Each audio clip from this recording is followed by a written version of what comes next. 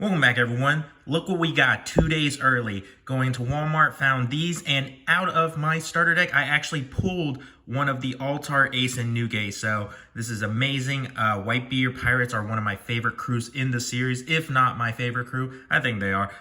So I'm really excited to play this, and this is actually just going to get better with PRB. There's the Marco blocker, that's like the draw 3, trash 2, and then there's more Whitebeard stuff coming in set 13. I plan on playing blue-red ace, which looks like it's actually doing pretty well in Japan right now, and it actually does play some of the cards from the starter deck. But I am actually very excited to play this right now. So with that, let's get into it. If you don't know what it does, activate main. Once per turn, you may reveal one card with a type, including Whitebeard Pirates, from your hand. Draw one card, and then put the reveal card at the top of your deck. So this is to ensure that you always have a Whitebeard Pirate on the top of your deck to trigger your effects. So we got Whitebeard stuff actually in set, starting from blue Whitebeard stuff, starting from set 8. We had a card or two in 9, 10, and 11, I think. But with this, we're actually going to be mainly playing the stuff from the starter deck. The only thing that I was considering was the 5-cost ace that plays a 4 from the top of your deck. If you reveal the top card, if it's a Whitebeard Pirate that's 4 or less, that was the only one I was really considering. However, a lot of this deck is all about stalling, and we stall with the lower cost cards and then play the big bosses and just make a board of those and then swing for game. So that is the style. You can go first or second because it actually has play cost for all sorts. So let's get into one of the new cards for the starter deck. It is Ezo. Ezo always seems to be like a searcher, right? Like the red Ezo was also a searcher. So on play, look at top 5. Reveal up to one card with a type, including Whitebeard Pirates in quotes, which means you can search anything that has the Whitebeard Pirates. It doesn't have to be, it's not in the brackets, so it's not specifically. So you can search former Whitebeard Pirates or Whitebeard Pirates allies. So that is actually a very important distinction.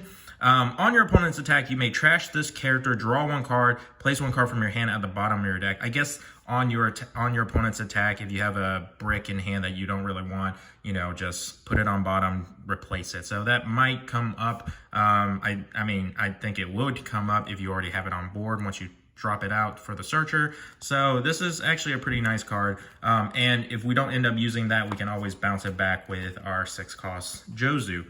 Next, we have one of the new 2Ks from the starter deck. Speaking of some targets to bounce back, if we go first and we hit our 7 on turn first, we can drop a Whitey Bay.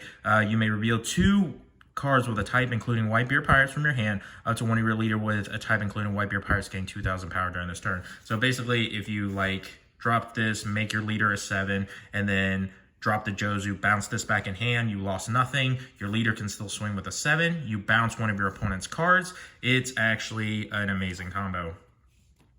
Now, is blue really blue if you don't play some pudding for the control? No, you really always need to have pudding in basically every blue deck. So I have room for 2. I am playing 2. If you did want to putting up 1, maybe you could cut an Atmos. So Atmos is from OP08. You may reveal 2 cards with a type, including Whitebeard Pirates, from your hand. If your leader is a Whitebeard Pirates, return up to one of your opponent's character with a 4 or less. So early control. And there are some stuff that we can expect to see. Or late game, if you're trying to go for a game, you could drop it out, pop a blocker, etc. Now, we're playing this as another 2K, not really expecting to really use it for anything other than it's just the searchable 2K. If you have, another 2K that you would prefer to use, go for it. I looked and there's only 3 blue Whitebeard 2Ks, and I'm trying to keep this as pure Whitebeard as possible, even though we'll always get our effect off because we're putting something off on the top of the deck for the reveal. So you could technically trade this out for a 2K that you personally like. So for example, like you could play the Sabo that protects like 7 and lowers from being popped. You could do something like that. But then you got to remember that the trade-off is that it is not searchable. I prefer the searchability, and I just want to keep the deck on as much thematically as possible. But once per turn, you may reveal 2, including Whitebeard Pirates, and it gets 2,000 in a turn. So it could be an attacker. Next, we do play 2 Rush. So Speed Jill, on play, reveal 1 card from the top of your deck, and then put it at the top or bottom. If the reveal card is a Whitebeard Pirates, this character gains Rush. We're not really looking desperately for Rush. Again, this is not a speedy beatdown deck. This is more, hey, if I need that attack for the turn, maybe you can up it to 3, maybe cut out like I said, one of the Atmoses, and maybe bump this up. That's your personal preference. I still am going for the big boss body beatdown, so don't really need this little wimpy guy swinging a 5. Another 2K. Here we have the vanilla 2K that also came in the starter deck. It's the 5/6 2K line, now that we have those. And of course, Jozu, just an amazing card, bouncing one of your characters and then bouncing a 6 or less of someone else's. You could technically bounce 2 of yours if you want. We're not expecting to play that many lower bodies, so really it is for the control, and just bounce to your opponent's hand to take as little damage early as possible until we can, drop our big bosses. Now, here is the card that everyone was looking forward to, even non-Whitebeard players, which is Kozuki Odin. We are playing it at 3. If this character would be removed from the field, you can trash 2 cards from your hand instead, which is amazing protection. And then activate main, you may rest 3 Red Dawn and return one of your characters other than this character to the owner's hand, and then set this character as active. So you bounce one of your searchers, etc., or Whitey once you use it, and then you can attack twice. Usually want to drop one of these to go ahead and set up, and because it's so hard to remove and even beat over, to be honest, like 7/8 is pretty big. Like it is only like 1,000 or 1 cost higher than the vanilla line. So because it would be a 6 cost 1K with an 8, that's the vanilla line, so it's actually pretty close. With effects as good as these, this is like amazing. So you can have this set up and then drop your bosses and then just have it go ready, set to go for game. Now, here is 3 of the new Jozu. I like this card. On play, reveal 1 card from the top of your deck. If it is a Whitebeard Pirates, draw 2, trash 1. So just quick cycler. Actually, it's a +1 and a cycler. And he is massive, like 7/1/8. That is massive. All right, now personally, this is not the best Whitebeard. However, the big blocker one that is a 12K, 10 cost 12K blocker isn't coming out until set 13, and we really do need other big bodies in the deck. Because of this card, I was actually considering playing the one that summons 9 cost White Edward Newgate from the top of the deck and give it Rush, just because it's kind of funny that it's got double attack. But on play, reveal 1 card from the top of your deck. If it's a card type with Whitebeard Pirates, draw 2 cards. It's not bad at all.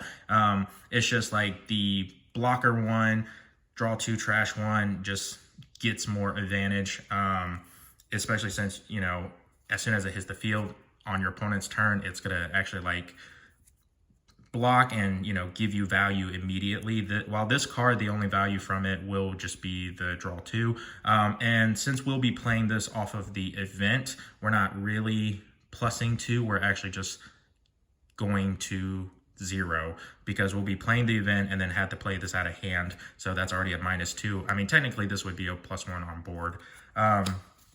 Next, of course, we have Taxbeard.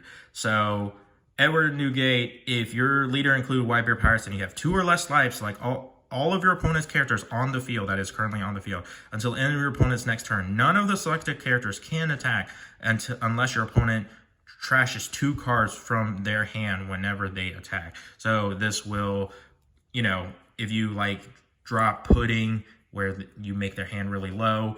You know, like you bounce all their stuff back to the hand, keep their hand really big, then you drop pudding, and then make their hand low, and then you drop this. Your opponent just really can't come back. They can't even attack you, so that's really funny. So and this is actually going to be a card that is going to be used in the set 13 format, so you might as well pick them up now while they're still less than $1. I know the altar has been going up, but the regular ones are still less than $1. The reason this is going up is because against Emu, this is like actually a really good deck, or a really good counter card, because your opponent can't really attack with everything they got because they don't have the cards to do so. So this is actually really funny as a counter card. But right now, it is solid pick right now anyway, just massive. And we can cheat this out. Next, we have one amazing counter that blue seems to always have. Like, I mean, I'm not going to say the worst 4K counters, but they're kind of hard to achieve or not worth it. For example, what was it, Giant Gavel? I mean, that only really works for like Nami that has the excess cards.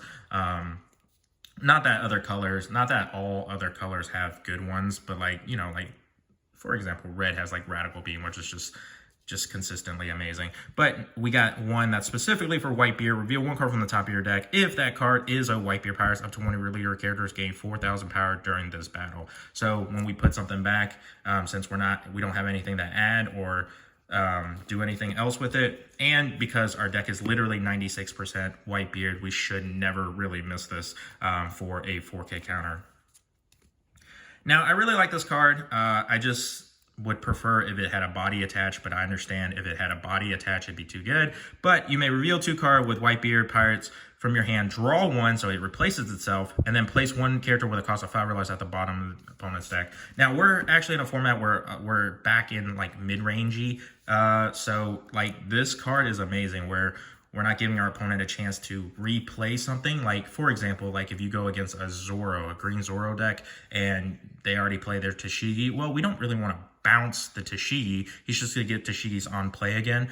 We will just send it to the bottom, and they'll never see it again. So, yeah, playing 2 copies of this. It's got a okay trigger. Most of the other stuff were like draw 1 triggers, but this is not really necessary for the trigger, but it is a good effect. Now, the only reason I'm playing this at like 2 instead of like 3 is because late in the game, you're not really expecting to be using this. This is more of a control early, or if you need it early, because we'll be setting up in the late part of the game. We'll be setting up our big bosses that should also stall in some way, so we wouldn't really need this late. And then finally, we have I Am Whitebeard. If your leader type includes Whitebeard Pirates, play a Edward Newgate from your hand. So you get to play the 9 or the 10 for an 8 cost. Now, that doesn't mean you want to go second to immediately activate this first. The reason I say that is because a lot of the stuff on curve is hitting like the 7s, like for example, your Odin. So just keep in mind, and honestly, playing this on your 9 Dawn turn still feels okay. Like, it's still very early in the game for you to cheat out a 10 or another 9. Now, it's important to note that you may add 1 card from the top or bottom of your life card to your hand. You do not have to. You may do so. Now, if you're at like 3 life, and you want your 10 cost beard to go off, remember, you have to have 2. Take the life, and then your opponent can't. Then your opponent has to trash 2 cards. So you don't actually have to do that, but just consider that when you do it. But when you do add 1, if you do add one of your leaders gain 2,000 power until the end of your opponent's next turn, which makes this a very nice 7 or 8 if you have 9 Dawn turn. Just attach that last one, and if you don't have another like Searcher or something. But like, this is actually an amazing card to cheat that out super early. I will try to do some deck battle videos of this. I'm really excited to play it. But we will see when I get those up, because I will be attending regionals this weekend in Florida. This is not playable there, I don't believe. But my plan currently is to play green purple. And if you guys are going to regionals, I hope you guys comment down below, and I'll see you there. Thanks for watching.